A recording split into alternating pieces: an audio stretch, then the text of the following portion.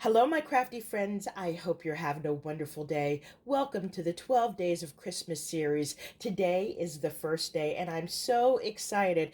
This is my fourth time participating, and it's just such a wonderful experience. This is hosted by Rosa Kelly from Rosa Kelly Scrapbooking and her crafty buddies, Michelle Randolph from Shabby, Chic, Debbie Adams from Creative Life, and yours truly, Robyn Pitts with Sir Chauncey, Rocco Creative Designs. Over the next 12 days, we will be sharing our holiday crafts and also provide some inspiration for home decor and gift-giving ideas. We'll also provide some fun prizes. In order to participate, you must be 18 years or older, a U.S. or international resident, and you must watch and leave a message to each of the videos featured over the next 12 days. Last but not least, you must be a visible subscriber. We will be picking the winners from any of the 12 days, so you want to make sure that you watch every day and you leave a comment. If you are an international winner, you will receive a PayPal credit in lieu of a physical prize. For my first project, I have created this 12 Days of Christmas Advent Calendar. This was designed by Michelle from Shabby Chic. I used her tutorial, and I will be sure to include a link in the description box below. In fact, each of the designers will be showcasing their own versions of this 12 Days of Christmas Advent book.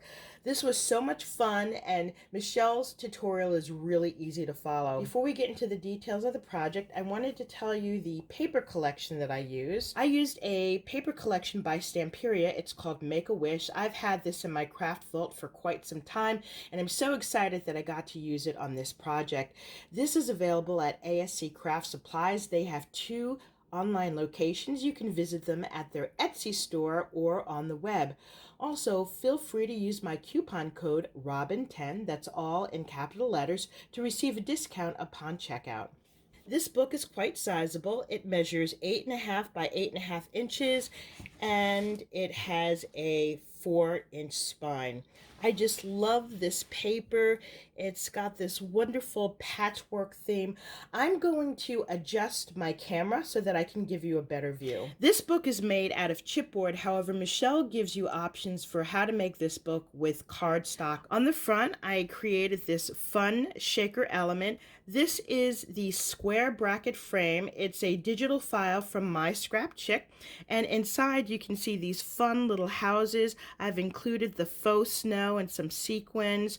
On the top, we have this fun floral spray here. We've got a poinsettia, and I wanted to keep a more rustic look, so I've included these wooden snowflakes. They have these large gems here. I've cut out words from the paper collection that says "Let It Snow." And on the bottom, we have another poinsettia with these winter greens. I have a glittered Christmas tree in the back and a little envelope in craft cardstock. And then this truck is an ornament that I purchased from the Dollar Tree. Let me give you a closer look at that. But I love the way this looks. This snow is such a perfect addition to the background of this paper.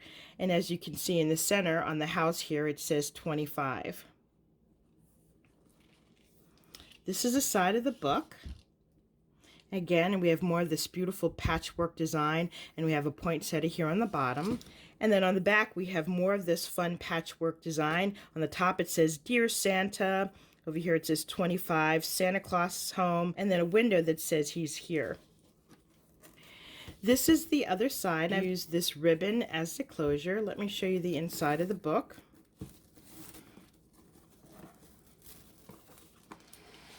I really love the configuration of these boxes. Typically, when you see the advent calendars, they have really tiny boxes. However, Michelle did a really nice job at combining both large, medium, and small boxes. Here we have Santa Claus, and I haven't loaded these yet, but I've just got crinkled paper in the bottom. And as you can see, this is a really, really deep box, so you can store fun goodies inside. And all of these are empty, so I'm not going to open them, but you can see this beautiful paper. We've got a little Christmas tree here, and then I've cut out the numbers for the smaller boxes.